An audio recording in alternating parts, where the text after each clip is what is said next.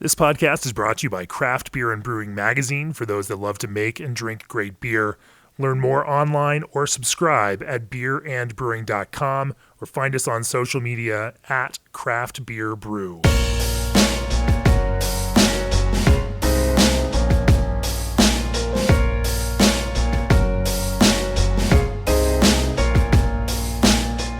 Welcome to the Craft Beer and Brewing Podcast. I'm your host, co-founder, and editorial director of Craft Beer and Brewing Magazine, Jamie Bogner.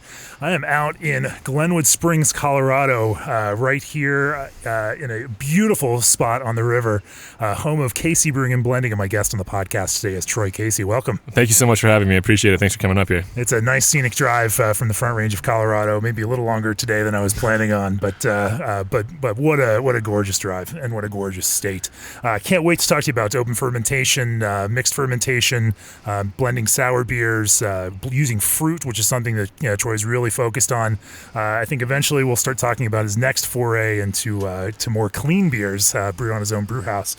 But before we get into that conversation, as the brewing industry's premier choice for glycol chilling, G&D Chillers sets the standard on quality, service, reliability, and dedication to their customers' craft. They think outside the box, whether it's a simple relocation of the utility connections for a complex buildup or ground-level design and engineering. G&D is ready to meet the challenge. Contact G&D Chillers today at 1-800-555-0973 or reach out online at gdchillers.com. Mention this podcast and receive up to $1,000 worth of glycol with the purchase of any new G&D chiller. Also, Tavour makes it possible to access and discover the highest-rated craft beers from all over the world through their free mobile app. Twice a day, you get access to a new limited beer from an independent craft brewer. Imagine sipping a vanilla ice cream stout from Wild Leap Brewing in Georgia or Juicy Bits IPA from Weldworks in Colorado. Join the independent beer community today and get $10 in beer money with code BREWING. Troy. Yes. Let's talk about brewing, and let's talk about how you got involved in this whole crazy world. There's a bit of a lineage in your family that and you follow your dad, who made quite a mark in the world of brewing. Talk to me about how you decided to continue in that, how you got exposed to it, and what sparked your excitement, what gets you excited, and why you decided to build a business around it. Yeah, absolutely. My dad's been in the brewing industry my whole life. Retired about 5 years ago from Coors. So when I was going to school to doing undergrad in chemistry, I didn't really know what I wanted to do with it. And my dad helped me get a job as a tour guide at Coors when I was 20. And from there, I realized that I could use my science degree to become a brewer. And so from there, I got a job getting $8 an hour in beer from the local brewery. I got some internships at Coors. I went to University of California at Davis to get my master's in food science, and worked for Anheuser-Busch for a few years while I was out there. Upon graduating UC Davis, I went and worked at Coors for about 5 years in the pilot brewery, which became AC Golden. So we got to work on a lot of small batch brewing, anything from like German lagers to barrel-aged stouts, and then eventually a little bit of sour beer. So that's kind of what got me excited about starting Casey Brewing and Blending. Just over 5 years ago was the mixed culture sour stuff. Most kids want to kind of depart from what their parents are doing. It must have been interesting, and of course, in the early years as you launched your brewery, your dad and your mom were out here helping out, and it really was a kind of family affair. Yeah, absolutely. I mean, what we're doing up here couldn't be any further from what my dad retired doing. Was trying to make sure American light lager was brewed not brewed necessarily, but tasted the same no matter where it was made. And so to change the brewing process to make that happen for each facility. So to go for him on one spectrum to do that, for us doing mixed culture stuff couldn't be any further from that. So why the focus on mixed culture? What was it about this and this style of brewing with wild and sour and funky beer that made you so excited, and then also encouraged you to actually build a business around it? Sure. Yeah, it was.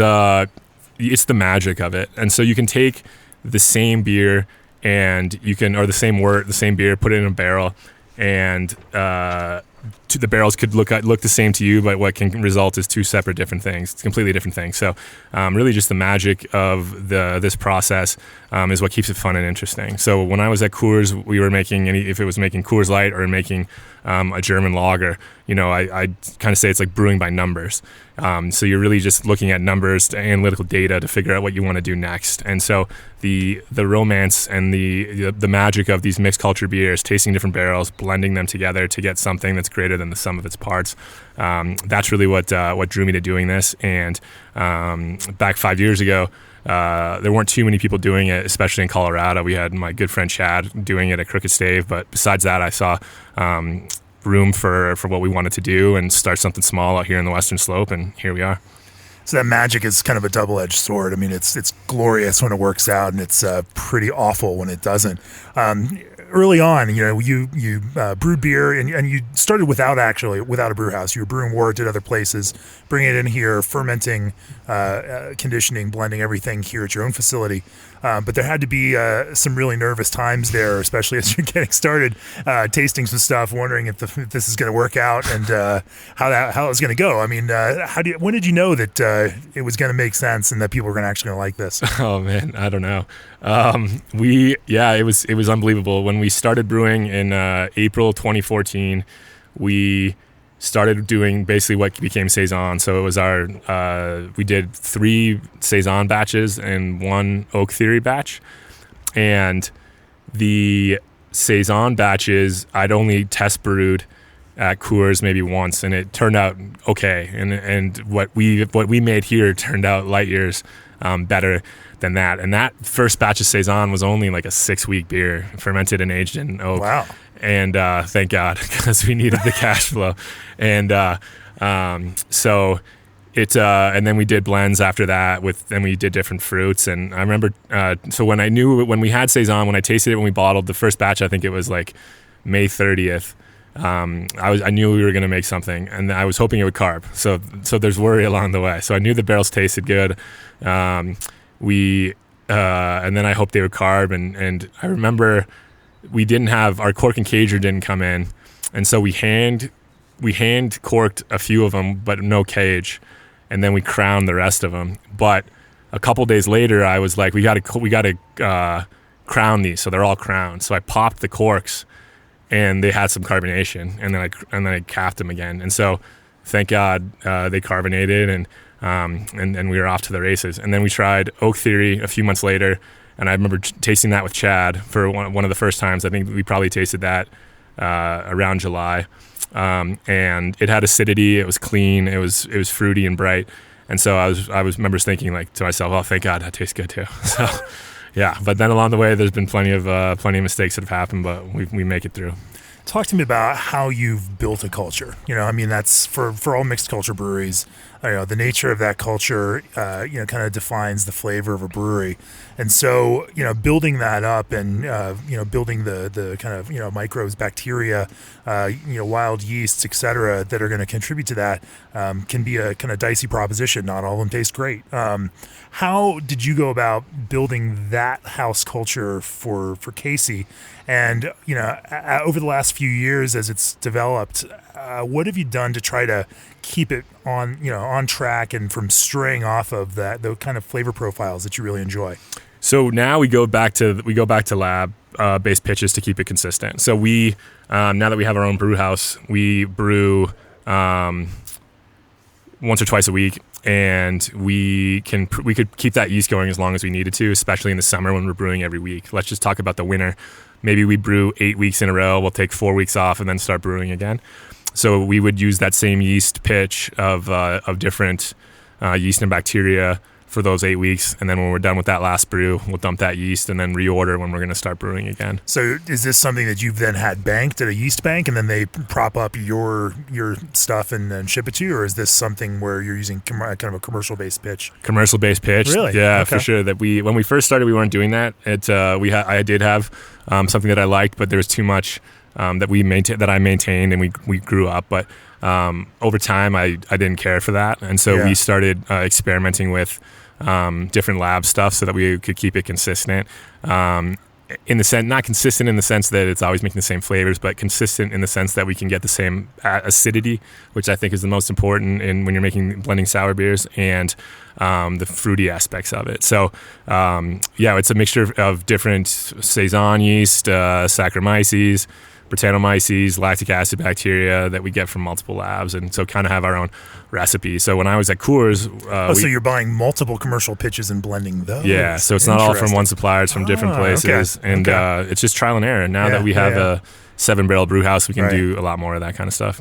Well, that makes it a little easier to not have to consistently, to keep it from straying and not getting too crazy or going off some deep end. Turning acetic or something like that, for sure. Sure. When you build a recipe, for these bugs to work on, what are some of your thoughts about how, building that perfect kind of mixed fermentation Saison farmhouse kind of base, so that all of these fun bugs have something to chew on? Yeah, absolutely. We use a mixture of both raw and malted,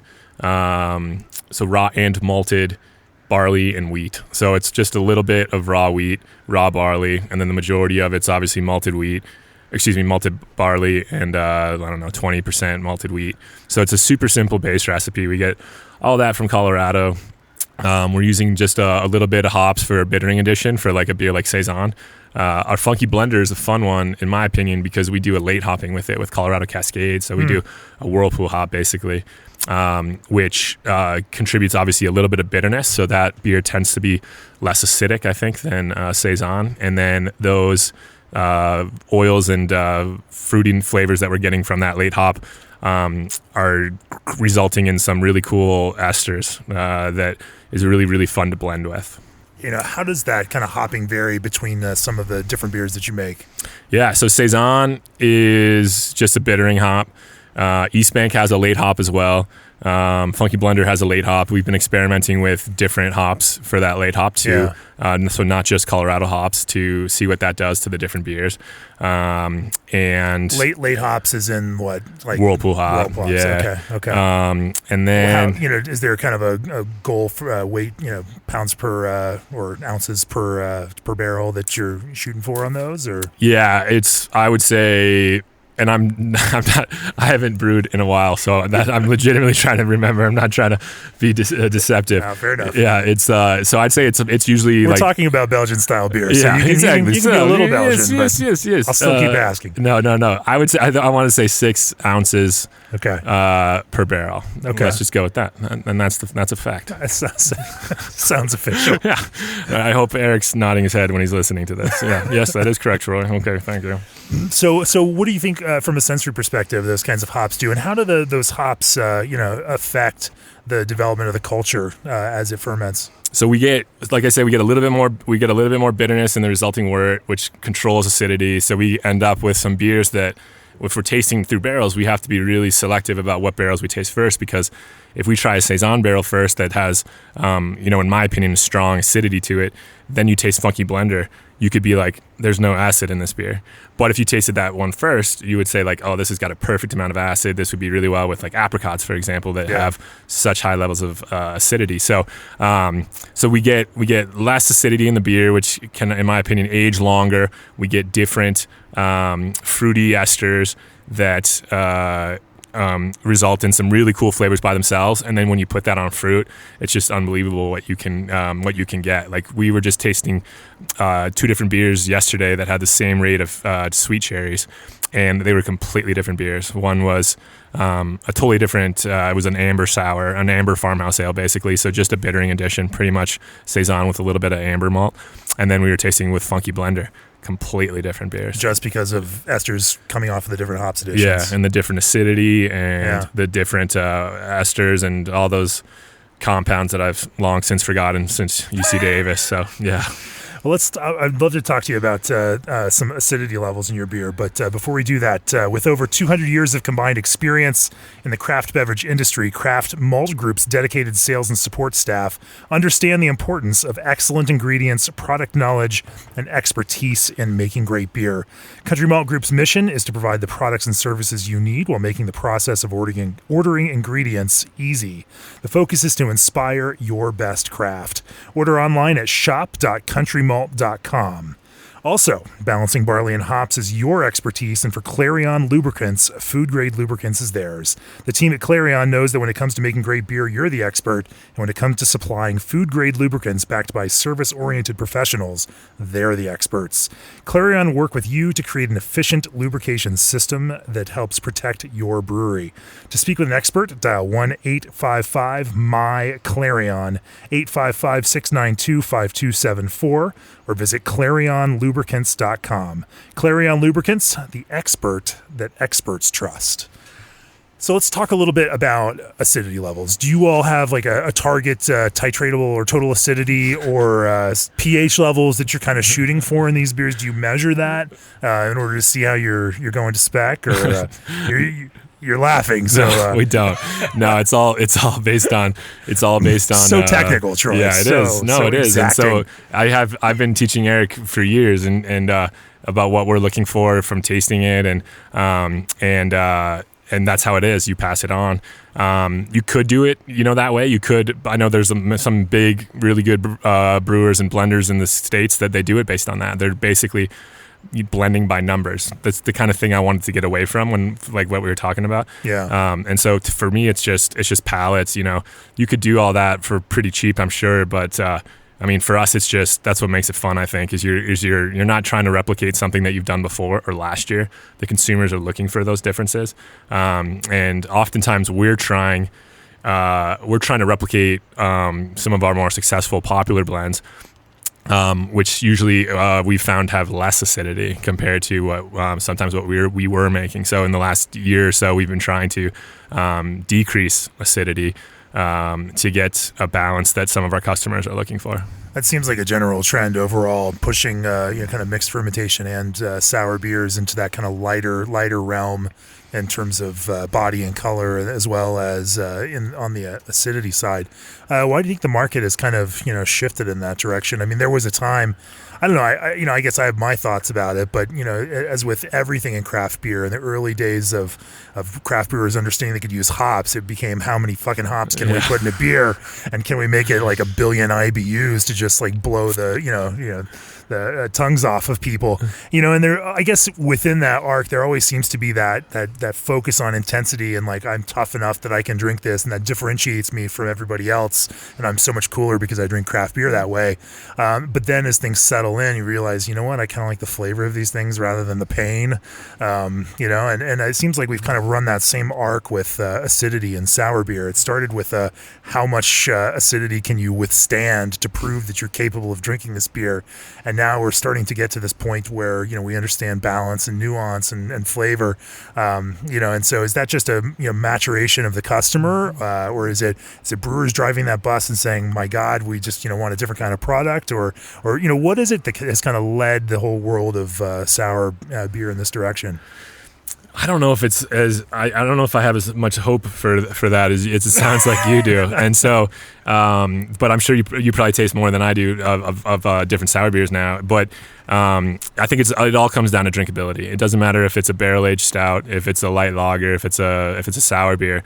There's got to be a certain amount that the consumer is expecting to drink, and if they can't drink what they want to, I mean, that's a problem. No matter how you look at it, no matter what the brand is, right? I mean, even from both a consumer and a business perspective, sure, if they can only drink a little bit of your beer, then that's less of your beer they're going to buy, right? Yeah, and then if you look at it from a barrel aged stout standpoint, if it's not sweet enough, that's too drinkable, if you will, and they could probably drink too much of it, that might be a problem. I don't know if that's a problem. I just made that up. But so from a sour standpoint, which I know obviously a little bit more about than barrel-aged stouts, it's the drinkability. We sell our beers in 750 bottles. Thankfully, we haven't been from the market hasn't You're demanded. Some of the few. You can still get away with that, absolutely. Right? And I think that it comes down to the drinkability aspect of it. You could drink a bottle of this with two people and not be full, if you will, from the acidity of it, overwhelmed by the acidity of it. And so I think there are still people that are really trying to do that. Those people that are brewing by numbers, they think that they need it to be really, really sour for it to sell. But nowadays, I think the consumer is looking for other aspects of the beer besides just the acid. That's just almost maybe a or an afterthought compared to everything else that's in the bottle. I think there's something to like consumption mode on this too, and we talk about this with brewers that make those barrel-aged stouts, that there are those beers that you're going to drink within the scope of bottle share and a couple ounce sample, where maybe that acidity or that sweetness or that intensity of adjunct flavor is the thing that makes it stand out among a packed lineup and fatigued palates as people are drinking it. But that's a different consumption mode than you're looking for your beer, where you want two people to sit down and enjoy some glasses of beer, sharing a bottle of 5.5% or 6% beer at the most, and you price it in a way where it's a little bit a little expensive, but not inaccessible, especially the unfruited versions. Sure. For folks that might want to just open a bottle for themselves on a weeknight, sure, and not get completely plastered. But that consumption mode may to some degree affect the way that people design these beers. Yeah, I think so. Like you said, especially if you look at it from a beer judging standpoint, the judges are just tasting sips, right? Not even ounces; they're tasting sips of it, and so that's what's pushing. If that's what a brewer is trying to do, that's what would push them to that way. Super fruity, super acidic, super whatever the guideline says. I love how you just hung beer judges and competitions on the same hook that beer geeks sharing and bottle shares is on. I'm a judge. You're right. Yeah, It's the same kind of thing. Yeah, sure. I'm guilty of it just as anybody else. Right. It's one of those things you think about a lot when you're a judge, and how could you change the system? I don't know how you could.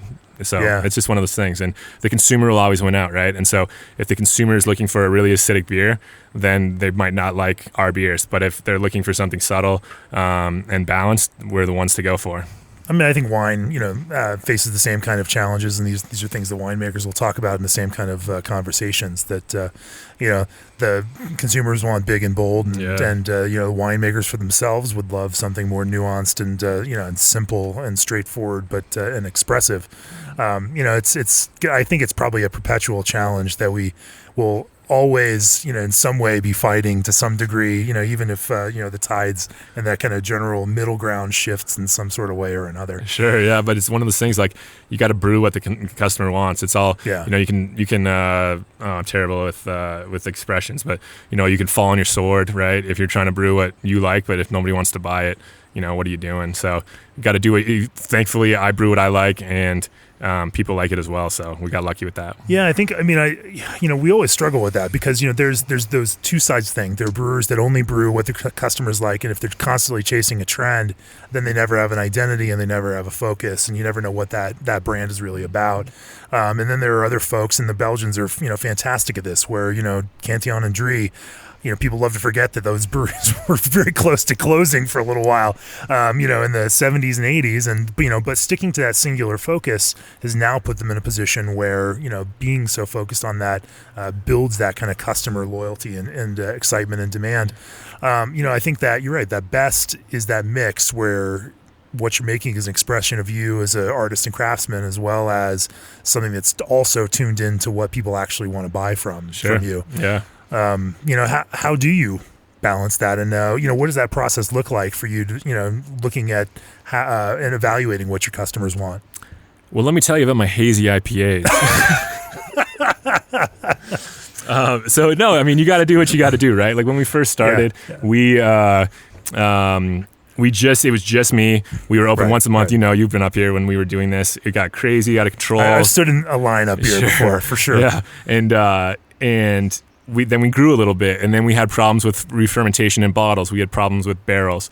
So we increased barrels so that we would have more to choose from in case something didn't turn out. We increased how much we packaged so that we wouldn't be challenged to release something we weren't super psyched with. And then all of a sudden, here we are with 8 employees. We're opening up our second tasting room downtown, and the consumer is changing. They want to go to a place where they can get more than just sour beers. And so for us to open up a place downtown Glenwood where we're going to get a lot of tourists, as opposed in addition to some of our fans who know us, we wanted to be able to have a little bit of everything. So definitely have some sour beers, but it's fun for us also as brewers because these are the styles that we like to make, like to drink, like the hazy IPAs from our friends. They usually come up here, and so it's fun, and it's been challenging to start to play around with those. So I think you can do a little bit of everything, and for us, our focus is not changing from the barrel-aged sour beers using local whole ingredients, but we have 3 7-barrel fermenters, so by no means are we trying to get big with it. I don't think we're even going to offer growler or crowler fills at our second location, just because I don't know if we'll have enough. So it keeps us engaged. It's not what we're trying to hang our hat on, but we hope that when people are talking about hazy IPAs in Colorado, that we can be on that on their tongue.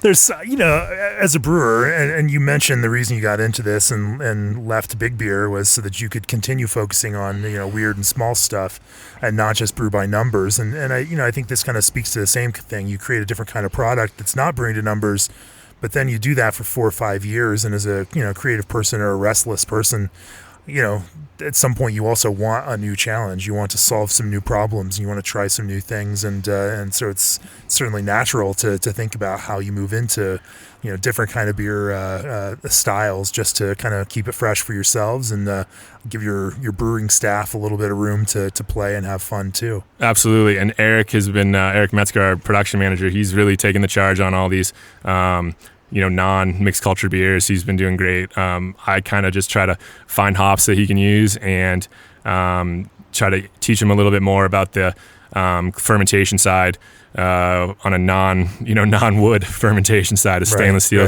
side, from what I remember from when I was working for the big guys. But he's been doing really good. We've got some awesome beers that we're sitting on, so he's been crushing that. Yeah, and it's not just you all. The Rare Barrel is putting out sour IPAs or playing with that. And they haven't gone whole into it yet, but they're definitely moving in that kind of direction. Of course, Crooked Stave has expanded into both pilsners and hazy IPAs and barrel aged stouts and everything else, and kind of broaden that kind of scope for the brands they built. So you're not alone in this kind of wanting to move from this idea of what Casey is to some bigger idea of what Casey can be. Yeah, I love J. Cole's one of my favorite rappers right now, and he's got a line in one of his recent songs that says, "Everything grows, it's destined to change." And so business is just constantly changing. I think back to, especially when I'm really, really stressed out about something with the business, I think back to, the good old days when it was just me and the problem was we had too many people that wanted the beer. And I think back, like, what, if I could go back to that time and do anything different, like, what would happen?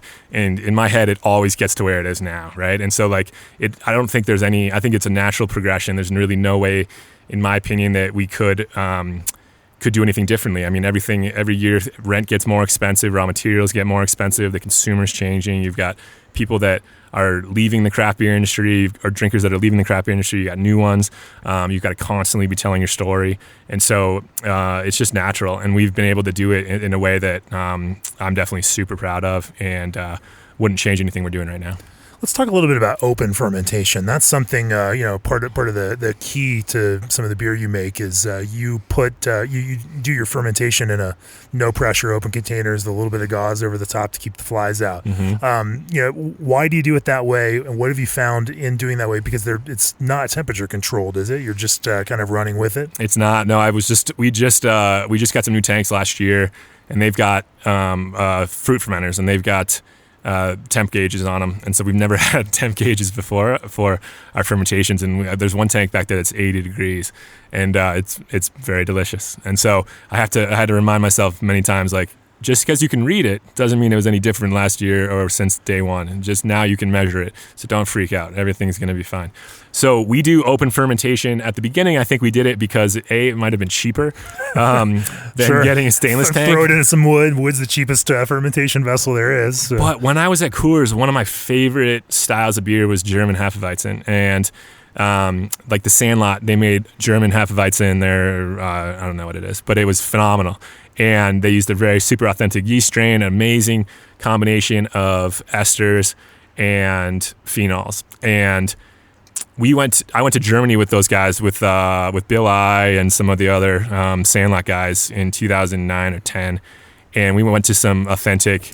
Bill, who went on to a few other things and is now at Bierstadt Lagerhaus. Yeah, and it's okay, and it's all right, and no Weiss beer, but okay, and no, it's amazing. That's my first stop when I go to Denver.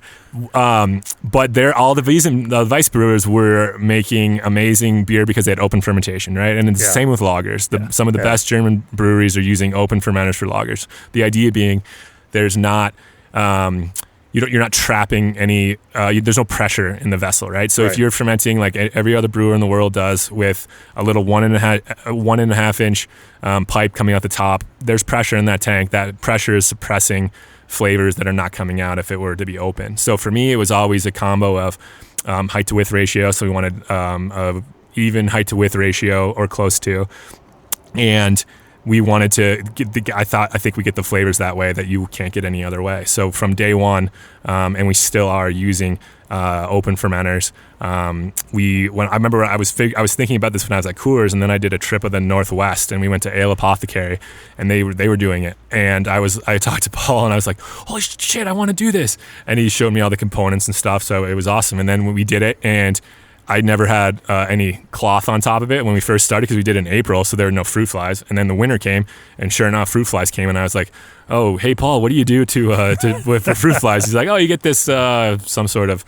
cloth," and so that's what we use. No, so those guys were the first ones that I ever saw doing it, and I think it just makes flavors you can't replicate any other way. If we were to expand, what do you describe those flavors as?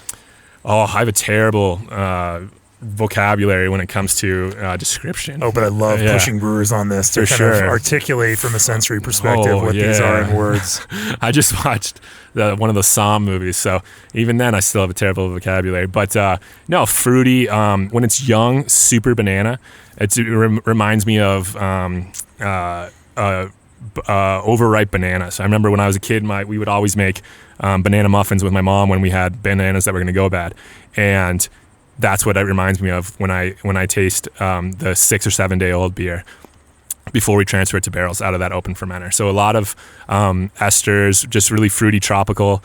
That's as descriptive as I could be. It's one of those things. Again, it's my nose, right? So I tell Eric, I'm like, especially when we're filling a barrel, that's when I can tell if I'm happy with the beer. The CO2 that breaks out when the barrel.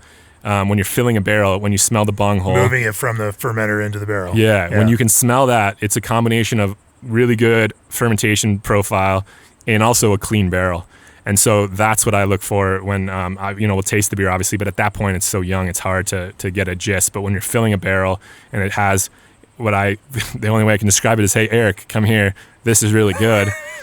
Right? I mean, it's the most authentic or old way of making something work. I mean, my dad tells me stories of in the 70s and 80s, Anheuser-Busch, they would have one brewmaster that would smell 10 different yeast pitches, and he would just, based on his nose, he would say, this is the one you propagate, and they would always do that. And so it's a really old way of doing it. You just know what you know. And so that's why I'll often joke, like, if you had to lose one sense, for me, I'd probably lose my sight before I lost my smell, because it's just super important, especially for our business. And so what was your question? Let's flip it around again. And what is a less successful fermentation or a barrel that you're not as excited about? What does that evoke for you? Ooh, yeah. I mean, acetic would be the first one that's a problem. We tasted a batch today.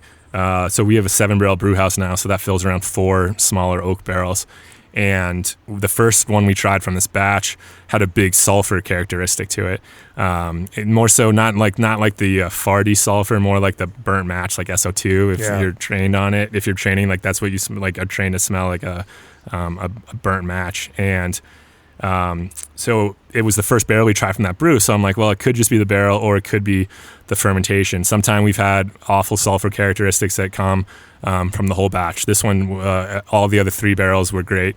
And so it was a combo of, it must have just been the barrel. So we'll dump that beer, get rid of that barrel. Acetic is a big one, especially if you forget about a project that's aging for months and months and months. Acetic's a really easy one. And then using aged hops is one that we learn a lot about. Is the beer, is the character, the flavor that you get from the aged hops, is that pleasant, or is that detracting from this beer? And I think that's a big part of when you're making spontaneous beers, if you're using aged hops. And we can talk about, since we've only done a few brews of spontaneous. So if you talk about it from what I think is happening with Belgian Lambic, is a lot of the reason the aging for so long for a certain extent is to get some of those, let some of those hop characteristics settle out. We're talking about some of the kind of blue cheese cheesiness. What are the other hops characters you get from aged hops? Yeah, you can get astringency that can go away with time. You can get definitely the blue cheese. A woody, tanniny kind of character to it. Yeah, you can get, and again, it's one of those things where it's like, Eric, this isn't ready. The acidity is there. But it's really weird nose. I remember we did a blackberry cut a few years ago, and it was a single punch-in, and I think it was like 16 or 18 months old, and we would taste it every month, because after a year, usually a beer like that is ready. But every month it was just like, not ready yet, and the character faded, and it resulted in one of my favorite blends of a cut that we've ever done. So again, it's just knowing your culture. It's knowing what you're expecting from the flavor, what you're hoping to get to when you're blending, and then having the patience to wait and God forbid dump a barrel if it's not up to your standards. Sure. What does your timeline for your farmhouse ales look like in terms of time in your open fermenter before you rack it into barrels, how long it spends into barrels, and how how long it takes you typically pull it out, and then how does that differ from, say, Oak Theory and your wild ale kind of focus? Sure. Yeah. So the farmhouse beers, which would be beers like East Bank, Saison, Funky Blender, and then all the fruited versions of that, those will ferment in those open, upright fermenters for usually a week. So we usually brew Mondays and Tuesdays, so just about a week, and then we're turning over that fermenter. Is there like a gravity goal that you're looking for before you rack them out, or are you just kind of like, well, let's let it go for a week and taste it? Yeah, pretty much. And we'll measure what the gravity is. Yeah. And yeah, if it was at like in the 3s, it'd be like, all right, that's a problem if it's a 10 or 11 Plato beer.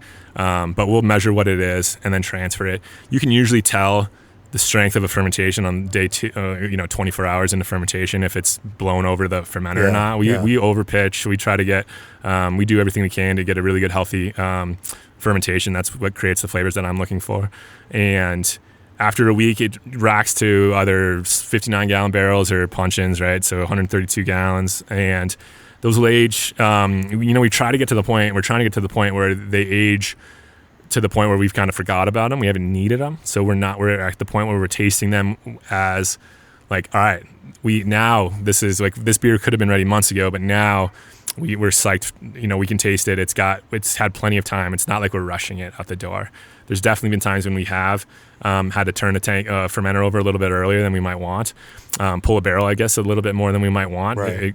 Hopefully the consumer never saw that, never tasted that. But so we're at the point anywhere from 4, probably 3 to 4 months. Your first batch, which was so prized, was a 6-week beer, and still people are seeking that one. And that was a fantastic batch. I had a few bottles of it. Thank you.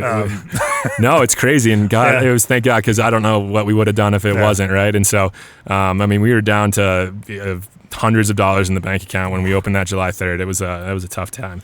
And so anywhere from 3 to 4 months at least for those farmhouse beers. Yeah. Oak Theory is usually around at least 10 or 11 months before we would do anything with it. Well, your farmhouse beers, where do they tend to be when they go into a barrel? You mentioned 3 Plato would be a bad place. Are they more dry than that? And then what does that time in the barrel do to those beers? Sure. Yeah, they would be in the high 2s or low 2s, high 9s, if I remember correctly. And so they might have, in the summer, they'll have a little bit of acidity at that day 7.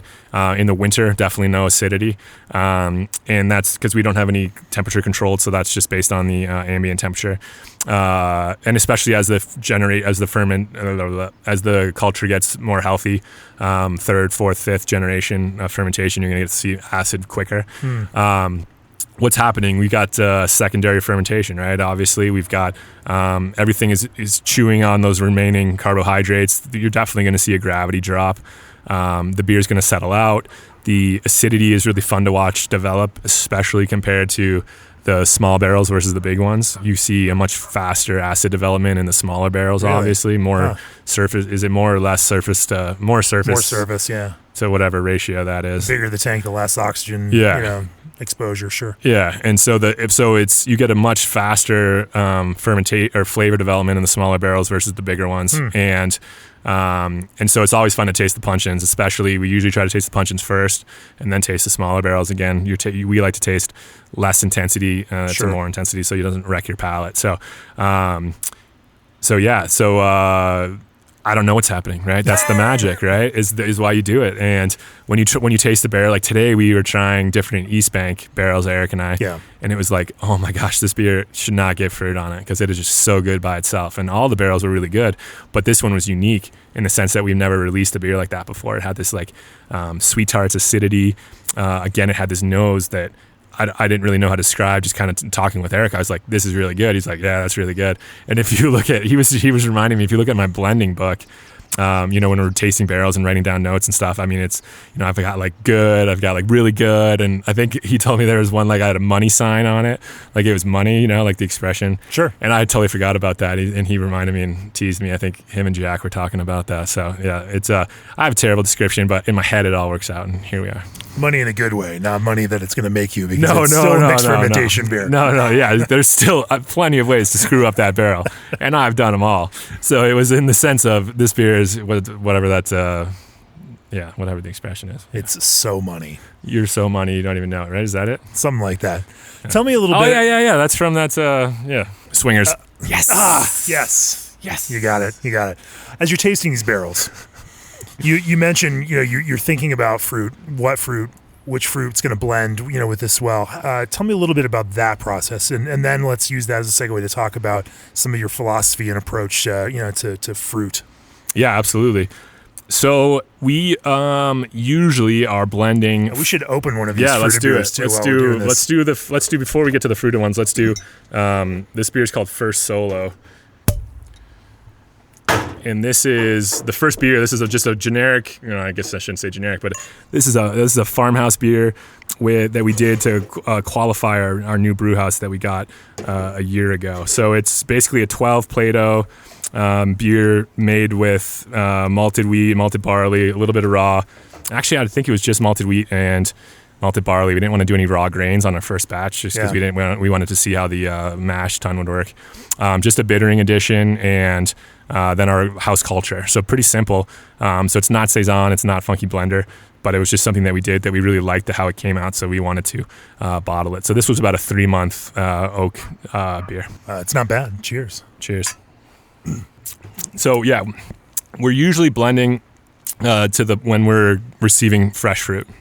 So it's a very seasonal thing then, since the harvest period for fresh fruit is rather limited. Yep, absolutely. And so we'll freeze berries and cherries. So we'll use those in the winter. But when it comes to summer fruit, like right now in the last month, we've got sweet cherries and apricots. So we are blending at this time. We're going through tasting all of our barrels to kind of see what the state of the union is, if you will. So what we have that we really like, and then once we know what we really, really like, we can kind of plan on where that's going to go. So we find we get a lot of acidity from not only apricots, but from sweet cherries as well.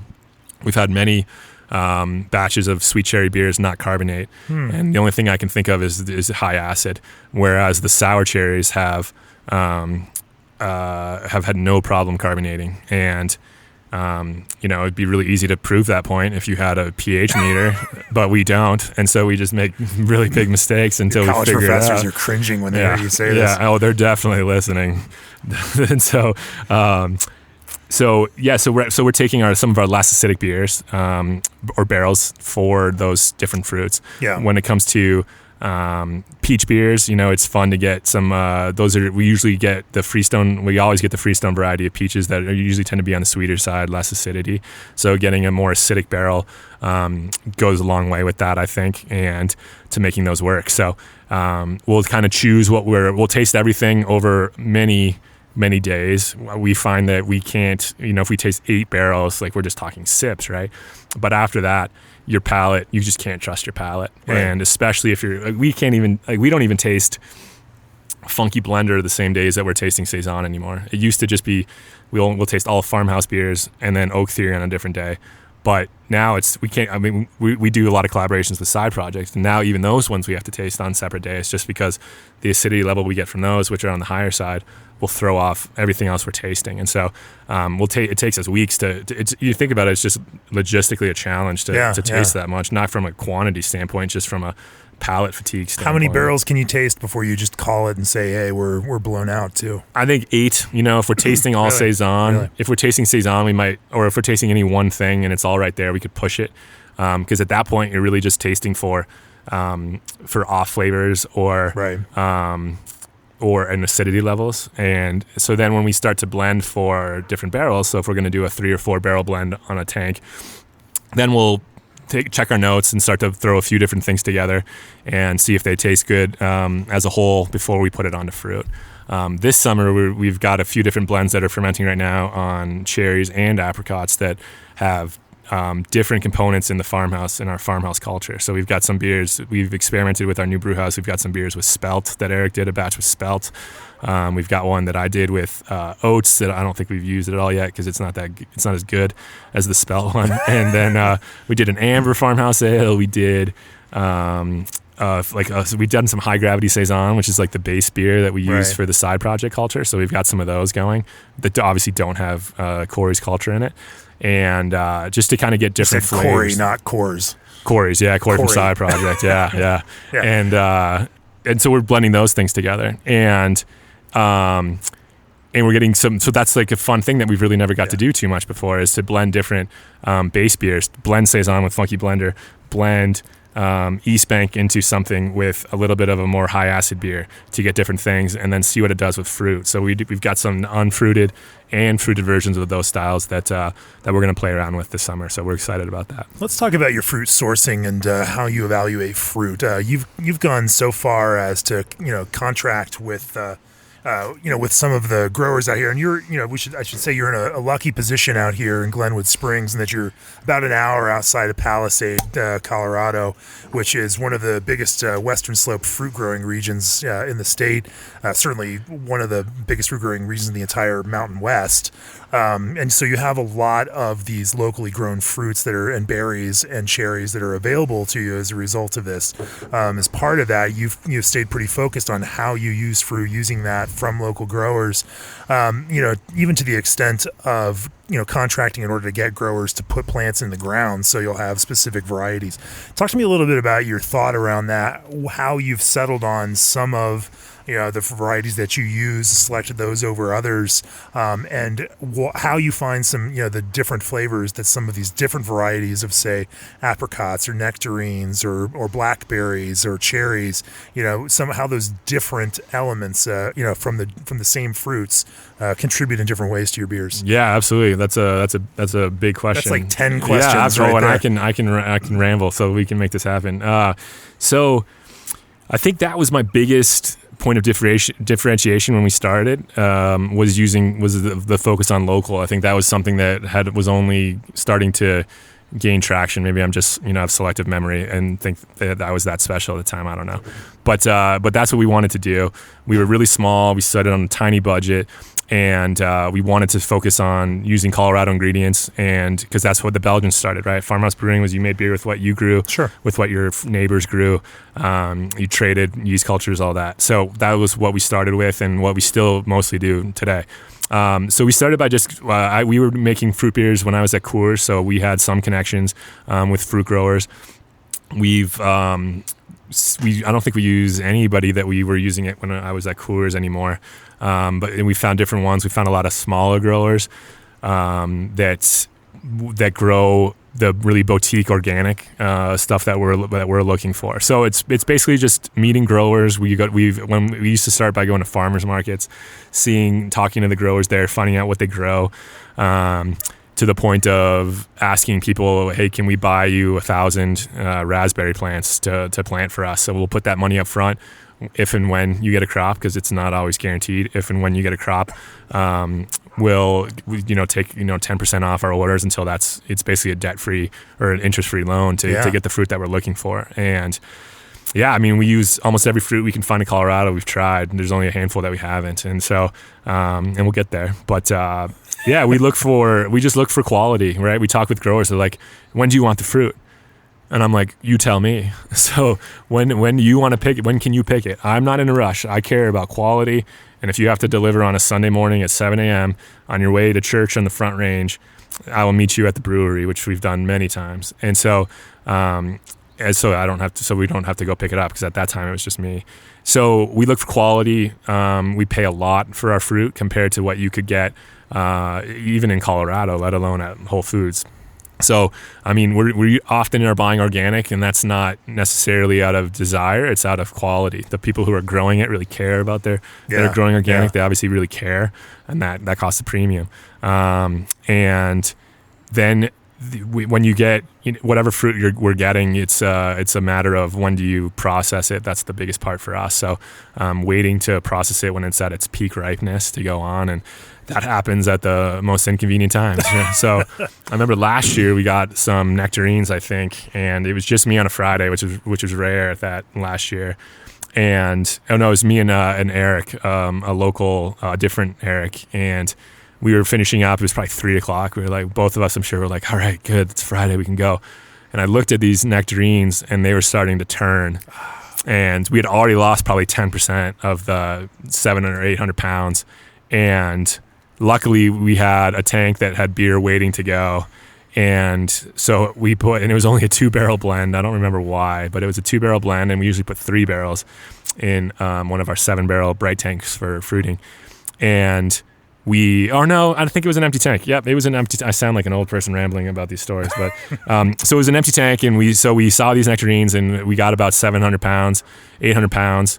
We knocked them out late at night. Then we had to rack beer onto those, and we had so much of those that it wasn't the plan for that to go in that base beer. This beer was nectarine, bourbon East Bank nectarine preserves that we released last year, and it was ready. You had to do it, otherwise we would have lost all that fruit. So, the cost of that fruit is one thing, but the beer that you had, the growers we work with are so small. The window of opportunity is next to nothing. So, like this year, we ordered a day or 2 days.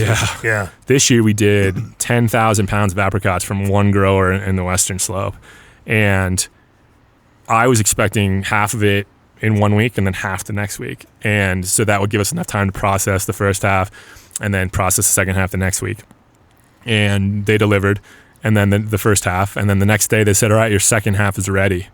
And so, and we're going to wait to deliver. They didn't deliver. They delivered all at once. So they were going to deliver the first day, and they said, well, we're picking your second half right now, and we can have it all for you tomorrow. Will that work? You'll save $500 on shipping. And I was like, you got it. So that's what we did, and we got 10,000 pounds, and it took us, and it ripened it ripened the second day of our 5th year anniversary this year. So if you were here for I think we had 5 days of our anniversary this year, and so we were processing apricots every day. There at 7 a.m. processing whatever we could. You basically have to go through every single box to pull the ripe ones, and then the next day you do the same thing, find the ripe ones. Next day, same thing. And so it's they say labor of love, and I mean that's the truth, but it's getting the super glamorous side of this whole brewing life. Right? I walk into sorting early through boxes of nectarines to find which ones are at the right ripeness, so that you can process them and add them to a tank. In early June, when the California apricots hit Whole Foods, I start shaking because I just know that ours are coming soon, and it's like I'll never eat. I don't eat apricots anymore. I don't eat peaches at home anymore. I eat a lot of apples because we don't make any beers with apples. But it's just fruit trauma. Yeah, huh? It is. It truly is. It's bad memories now. Yeah, and but you get a product by working with the grower that it's a generational grower. You've got contact with their mom, and now you're working with the mom's children. You hear how your purchase is affecting their business, their family.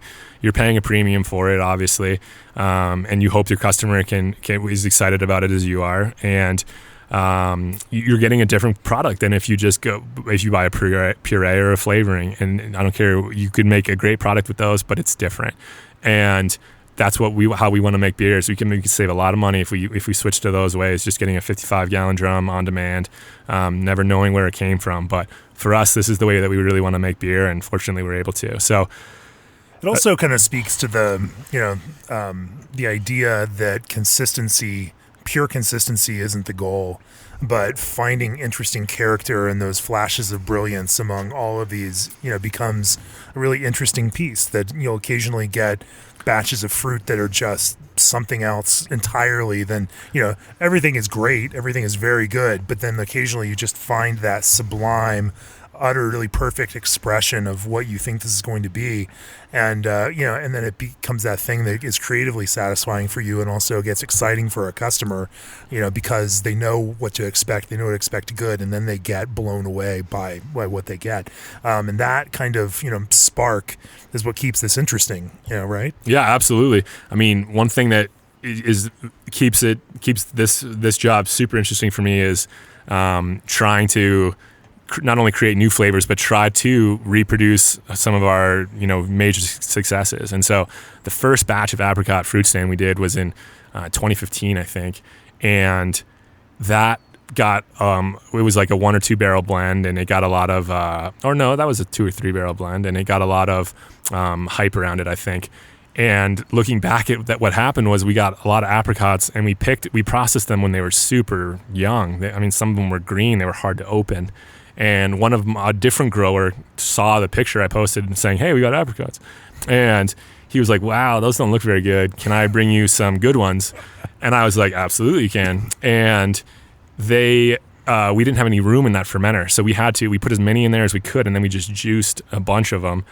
And so from a fruit stand level, which at the time was probably 1 to 1.5 pounds per gallon, that we couldn't dilute it, we couldn't blend it to the level of fruit that we wanted. Or else it wouldn't taste like apricots. So that was actually probably more like 2 to 2.5 pounds per gallon, but it was a fruit stand beer still. So people really liked that. Why did they like it? Because there was underripe apricots in it, maybe. And so, but I'm never going to put underripe apricots on a beer again. So we look at different acid levels, like we talked about. We look at different base beers. We do look at the different growers. And what I learned last year was that this grower this is the second year now we've used this organic apricot grower. In 2015, it was her apricots that we got from a different grower, and so we're always learning. That's what keeps it exciting. Is you never know if you're gonna get the fruit you want. You never know if it's gonna be the quality you want. You never know if it's actually grown on their property. That's fair. We work with growers who I don't think we've ever had that issue. Yeah, but it's absolutely true. Yeah, you want apricots? Yeah, I'll get you apricots. Yeah, no problem. Well, are they yours? Well, no, but don't worry about it. I got them for you. What do you care? And so some people would be like, and if it's a hard year, it's like, okay, yeah, right. Yeah, so it's always a challenge, and that's what keeps it fun. That's my favorite part of the job, is working with growers, talking with growers, visiting them, finding new growers. We found a grower this year that's got a peach variety called Arctic Gem. So we're really excited about that, and I think that's a white peach. So we're psyched to try that. We've only got to try white peaches a few times, and so this is a new grower. They've got different sweet cherries that we're using this year. We're going to get some different plums from them, and just always finding new growers, new varieties to keep it interesting for the consumer. We've joked about it. A lot of brewers go up to Yakima for hop selection, but you've got quite a fruit selection going on every year, huh? Yeah, absolutely, for sure. We try to keep a lot of our growers secret. We don't. We'll share other growers when they need, if they got excess variety or excess inventory. We'll kind of help broker the fruit for them, and so here's these. Don't ask where they came from. Yeah, exactly. Who should I invoice? Yeah, invoice me. Yeah. Where's the farm? Where should I pick them up? Oh, we drove to Palisade and got them for you, just so you wouldn't know who they came from. A level of secrecy that, again, bordering on Belgium. Nobody cares. It's all in my head. Let's talk about how you process these fruits. You mentioned processing, but what does that look like for apricots and peaches? What does that look like for cherries? What does that look like for raspberries, blackberries? Yeah, apricots are probably of the fruits that you really have to handle. Apricots would be the easiest. We just rip those in half. We take the stone out just because we don't want the stone in there. And peaches and nectarines. Why don't you want the stone? I don't know. People say you don't like that little almondy, nutty cyanide character to it? Yeah, exactly, right? There's some science behind it that I don't want to worry about. People talk about how it creates characteristics, flavors, and I think Michael Jackson talked about the stone, the cherry stone creating like an almond, right?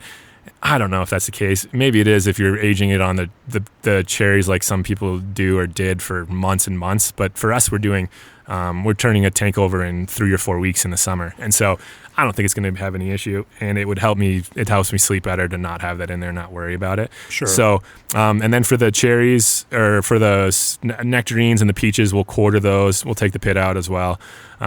Same thing with plums. We usually just have the plums. And then with cherries, sweet cherries, we just throw in whole. Sour cherries, we throw in whole. Sweet cherries, we have a steep pitter that I found in upstate New York, and it's from Michigan. It's from like the 1970s. It's this sweet cherry pitter, so it's built to pit sweet cherries. And when we first started, the first year, I think we got like 80 pounds of sweet cherries, and we crushed those by hand. And then in the next year, I think we got like 1,200 pounds of cherries, and I had I bought a handheld cherry pitter that did 5 at a time, and I thought that would work. And I've got nightmares about that. So I was like, we're never eating cherries. Yeah. I want to try a lot more cherry varieties to see what we get from those different varieties. And so to do that, we got to figure out a way to get them broken up. So for the cherry pitter, it was more of a breaking up as opposed to worried about a flavor issue. Yeah. And so because they're a firm fruit, obviously they've got shelf life, and so we wanted to break that up so that we could extract the flavors and sugars much quicker.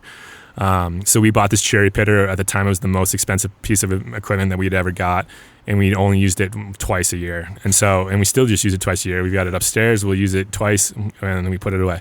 And so Eric jokes about like the preventive maintenance is like after 4,000 hours of use, you have to do this and that. And so it's like, well, yeah, we never have to do preventive maintenance. We're never going to do that. The next owner of this cherry pitter is going to have to worry about that. Exactly. Yeah. Whatever fool is going to take it over after me, they can deal with that. So we use that. That's always fun to do because it's just this big old world machinery that's got a million different things that could go wrong, and it works really well for us. So that's how we do cherries. Berries are pretty easy. Almost all the berries we get are frozen by the time we get them, just because the farmers that we're working with are picking in such small quantities that they have to be frozen to deliver what we're looking for.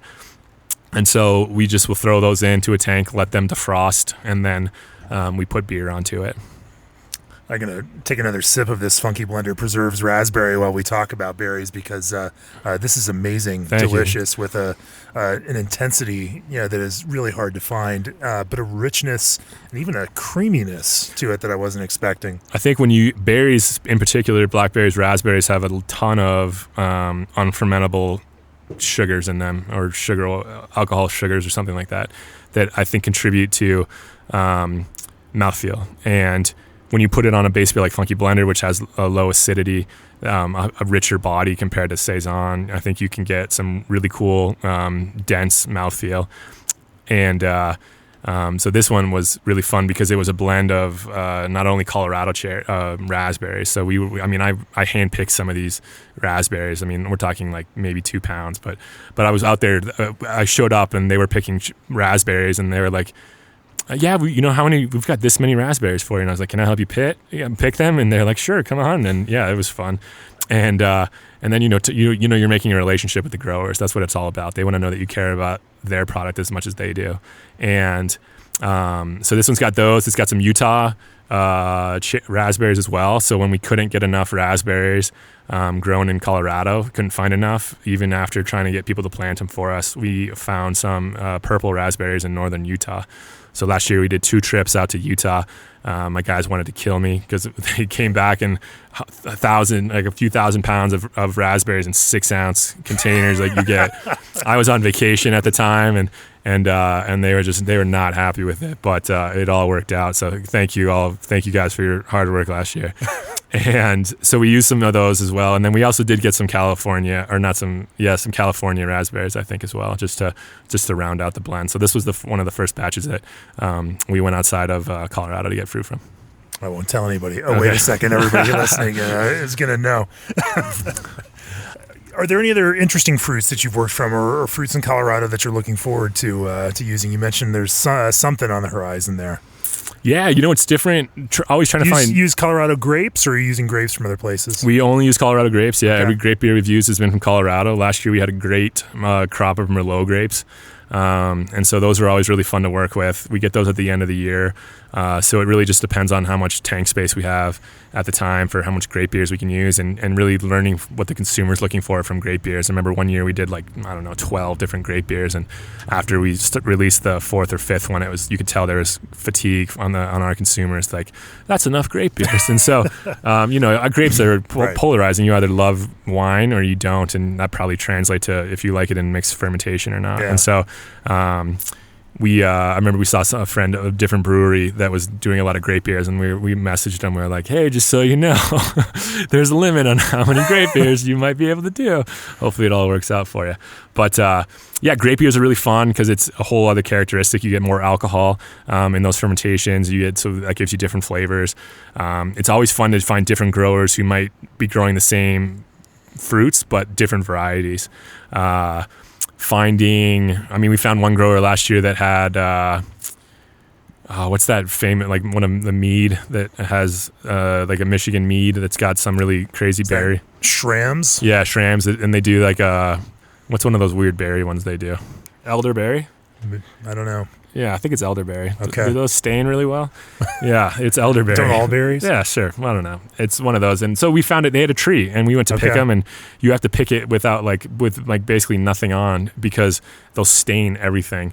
And so we got a little bit of those. I don't think we didn't do anything with it because we couldn't get much from the tree. But, you find different things. Like there's gooseberries in Colorado. Right. I've never been able to get a good window of when those were ripe to use.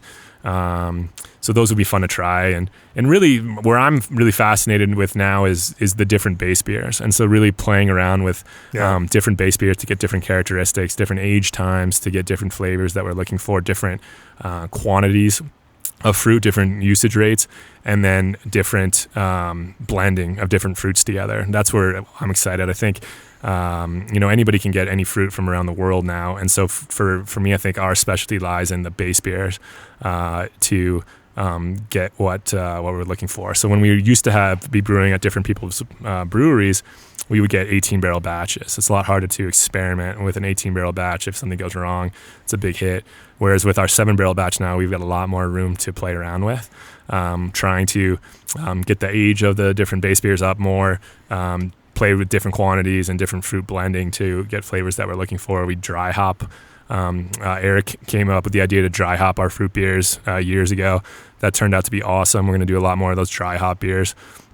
And then vanilla. We did a little bit, one blend of vanilla beers this year with apricots, and that turned out really well. Our customers really like those. So naturally, we're going to do a lot more vanilla beers this year. That's not expensive. Yeah. No, we use the same, Madagascar vanilla that everybody else is using. And well, I shouldn't say that the stout, a lot of the good stout brewers we're using that same vanilla source. So yeah, it's not cheap, but it's getting flavors that the customer seems to want. So we're gonna try a dry hop vanilla beer this year. Oh, interesting. Mind blown. One of the problems when you start conditioning, beer on fruit is, again, that additional fermentation and some of the, the weird and funkiness that could come out of that. And certainly as I'm tasting through sour beers, you can kind of get that. Sometimes apricots can, create some weirdy sulfur compounds, and they can kind of make it into some of those finished beers. How do you manage for some of the strange flavors that fruit can produce in your beer? I think it would come down to the grower. We've had only a hand. I could probably count on one hand how many batches of fruit beers that we've made where the base beer going into it was, up to our standards, we were really proud of.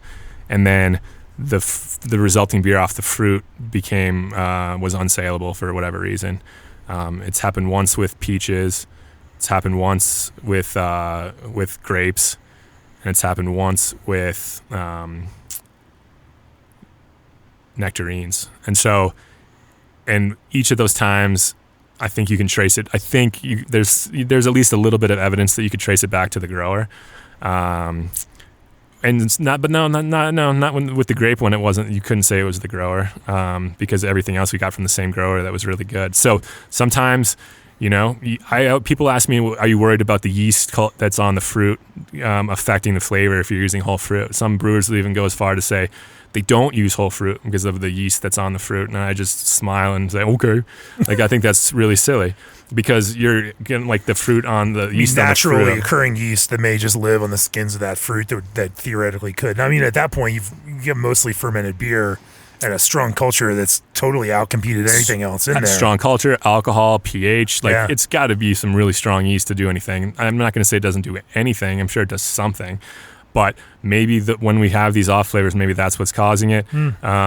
Maybe you just don't know. But you have to smile when that beer is being poured down the drain. I mean, we've been pouring. I remember that when that grape beer was being poured out, it was at a time when we had a lot of work going on in the cellar. I did not want to dump it. I literally stopped the dump, tasted out of the dump hose just to confirm it wasn't in my head. This is really bad. Sure. And then we dumped the rest of it. And so you have to be able to do that and not look back. And it's when we have new employees and we have people and they're like, oh my gosh, that's a lot. And we're like, yeah, but that's why we brew so much is because when those hits do come, you can afford to do that. I mean, you have to only put out the best quality if you're going to charge what we charge for these fruit beers. And our name's on the bottle. I mean, that's a big reason why after my first trip to Belgium, we decided to put our name on the bottle because, you stand by that product. Your name is right on it. My dad's name is on it. My son's name is on that bottle now. And your reputation is all you have in this world. So let's pivot a little bit and talk about the next step for Casey. Like you mentioned, you're opening up a new tap room in downtown Glenwood Springs in a much more tourist-centric area. The future for you and the first beer that we drank today was a totally clean hazy IPA because you also really love hazy IPAs. Sure, and over the years have had hazy IPAs on tap produced by brewer friends from around the state and other places just because you enjoy drinking them here and you enjoy sharing those as well. Now you get to brew your own. You're also moving into stouts and just did an imperial stout with vanilla in it, Stout Tribe. And there's more of those in the tanks right now to kind of prep for that opening. Talk to me a little bit about that move and then how you take this idea of what Casey is about in terms of local ingredients and in terms of this, kind of exacting, caring, but artistic process and apply that, to these other styles of beer. Sure, absolutely. So for those that don't know, our business model is rather unique in the sense that we're only open a handful of days a month. You have to buy a ticket in advance to come visit us. And we really did that just based on our parking that we have at this facility. It became unsustainable when we had 1 day a month openings, and many people came, and it was just affecting the neighbors. It was affecting me personally. So we had to come up with a way to operate sustainably for the future. And we did that based on ticketed tours and tastings. And that's definitely been a success since we started doing it. But we know that not everybody wants to come and do the same tour and do the same tasting all the time. They want to come to a different atmosphere. So what we're seeing is we get a lot of new people that are coming up to our tasting room doing the ticketed tours and tasting, which is awesome. So always getting new consumers, educating new customers. But we know we've got those customers who are looking for a different experience than they have had many times before. So for about a year and a half, 2 years now, I've been just thinking about what the next step for us would be, and presumably kind of, seeing what my friends in the industry were doing, which was if they had a sour facility or a sour focus like we did, kind of what their next step were. And so that seemed to be kind of a more traditional tasting room and a tasting room model. So that's what we kind of been looking for. And then earlier this year, I had almost a complete business plan, and we just got a random email about a friend of a friend who knew that a downtown Glenwood location was closing. Kind of pitched myself to the owners of that building, not knowing that they already knew who we were and a lot about us, and they were kind of psyched to have us. We'd heard that there were 3 other breweries that were looking at that same space in downtown Glenwood. So super fortunate to be able to have gotten that space. So it's going to be a traditional brewery tasting room. It's going to have a little bit of sour beer. We want to continue to keep the culture of the heart of our brand, which is the mixed culture beers here at this barrel room, the barrel cellar. So we'll have a little bit of sour beer at the downtown facility. We'll have a few bottles available to go. And then that's where we're also going to showcase the majority of our IPAs and stouts that we're going to kind of focus on. We've only got 3 7-barrel tanks to do this. So we're doing everything in one tank. So we ferment, age, and carb in the same tank. And so it's not like we're going to try to take over Glenwood with beer. We're not going to package anything at this point. We're not planning on any fills, growler, crowler fills at this point. And so then we'll get a lot of our friends' beer on as well. So a lot of our friends are brewing styles that we can never brew ourselves, in my opinion, that we couldn't brew any better than they are. So like, for instance, lager. Everybody likes to drink lager. We love lager. Can I brew a better Helles than Bierstadt? No. And so, but they've said hopefully we can get their beer on tap at our facility. So we want to showcase brands and breweries that are not available in the Valley. So to kind of be the craft beer destination for people that are coming to Glenwood. So we're right by the train station. We're in the heart of downtown. So we want to cater to not only the casual craft beer fan that's looking for a pre or post dinner drink, but also the fans that come by that are looking to visit Casey if we're not open that day or that weekend for whatever reason. So it's kind of the next step of our business. My sister-in-law is going to be managing the facility. We've got a few other people that are going to be doing it as well. So we're keeping it in the family, and no tickets are required for this one. It's going to be like a standard place. So we're psyched about it. We should be hopefully opening any day now. We're just waiting on state and federal permits. So getting close. Before we get out of here, I want to send some thanks to this episode's sponsors. G&D Chillers is the brewing industry's premier choice for glycol chilling. Tavour helps you discover craft beers from around the world. Country Malt Group provides the products and support you need to make inspired beer. And Clarion Lubricants will work with you to create an efficient lubrication program. Troy, if people want to learn more about Casey, where do they find you? We our website is caseybrewing.com. We're on Instagram and Facebook, and we're on Twitter, but I don't think we ever update Twitter. So no, Instagram or Facebook. I don't blame you. Yeah. And if you find your way out here to Glenwood Springs, up in the mountains of Colorado, a beautiful barrel cellar with a small tasting room here and a soon-to-be open, more consumer-centric, open 7 days a week or 6 or 7. We'll figure it out. Yeah. We'll open more routinely. For sure. No tickets tap needed. room here in Glenwood. Yeah. No tickets necessary, and they might even sell you some bottles too. Yeah, we will. We'll do that. Troy Casey, thanks for joining me on the podcast. Thank you so much, Jamie. I really appreciate it. Cheers. Cheers.